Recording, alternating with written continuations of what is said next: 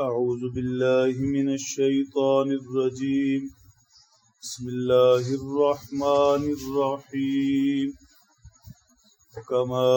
أرسلنا فيكم رسولا منكم يتلو عليكم آياتنا ويزكيكم ويعلمكم الكتاب والحكمة وَيُعَلِّمُكُم مَّا لَمْ تَكُونُوا تَعْلَمُونَ صدق اللہ العظیم۔ حضور انور صلی اللہ تعالی علیہ وسلم کو مدینہ طیبہ میں حکم ہوا آپ بیت المقدس کے بجائے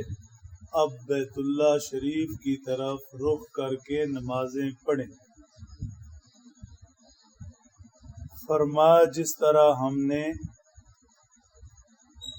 بیت المقدس کی روحانی برکات پھر بیت اللہ شریف کی روحانی برکات کے لیے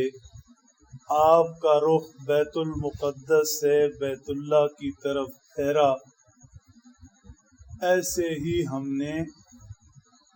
امت مسلمہ پر احسان فرمایا کہ انہیں اپنے محبوب پیغمبر آخری نبی حضرت محمد الرسول اللہ صلی اللہ تعالی علیہ وسلم بھیج کر ان پر احسان فرمایا۔ بیت اللہ شریف کی طرف پوری امت کا رخ پھیرنا بھی ہماری نعمت اور نبی آخر الزمان صلی اللہ علیہ وسلم کی طرف امت کا رخ پھیرنا بھی ہماری نعمت۔ پھر یہ ہے کہ جس طرح بیت اللہ شریف تعمیر کرتے وقت حضرت ابراہیم و اسماعیل علیہم السلام نے دعائیں مانگی تھی اور اللہ سے آخری نبی صلی اللہ علیہ وسلم کو مانگا تھا،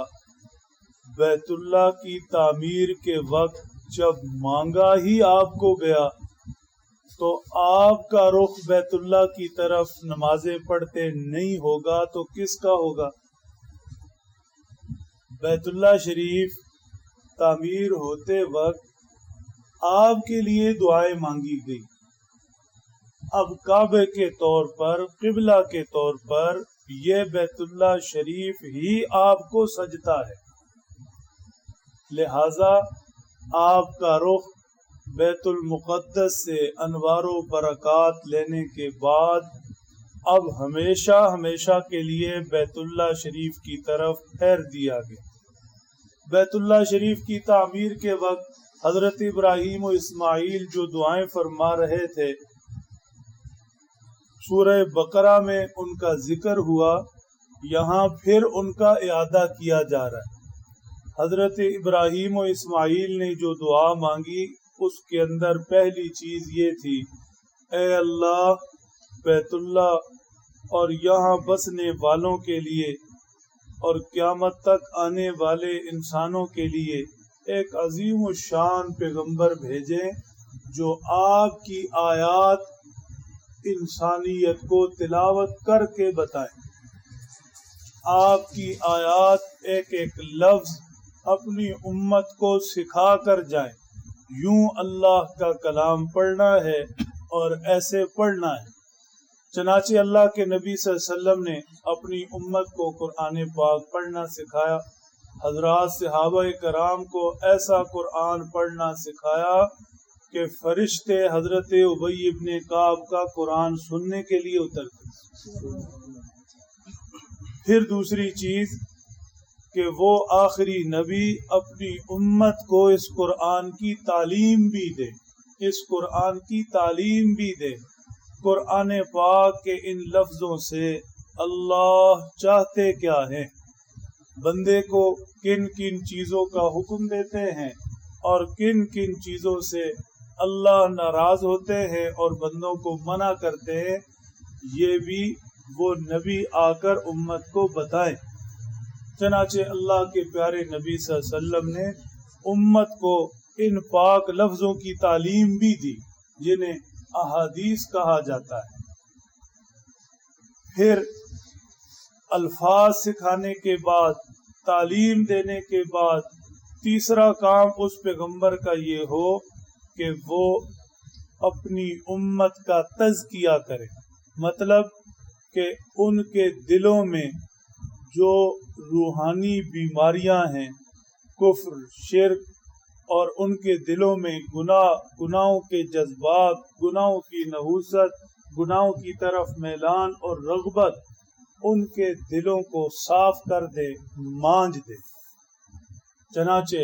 اللہ کے پیارے نبی صلی اللہ علیہ وسلم نے اپنی امت کے دلوں کو مانجا، قرآن پاک کے الفاظ بھی سکھائے، تعلیم بھی دی اور تزکیہ بھی کیا کہ ان کے دلوں کو صاف کر دیا۔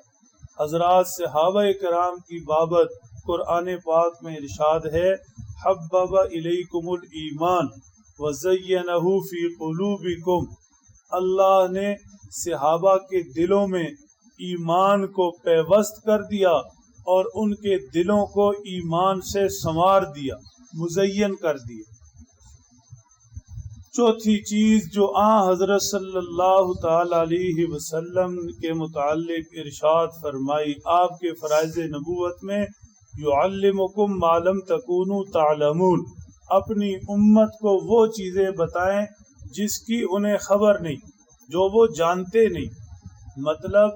نبی پاک صلی اللہ تعالی علیہ وسلم نے اپنی امت کو وہ چیزیں سکھائیں، ان چیزوں کی تعلیم دی، نہ انہیں عقل سمجھ سکتی تھی اور نہ انہیں شعور اپنی گرفت میں لے سکتا تھا، نہ کوئی درس گاہ یونیورسٹی وہ چیزیں بتا سکتی ہے۔ زندگی جینے کے ڈھنگ،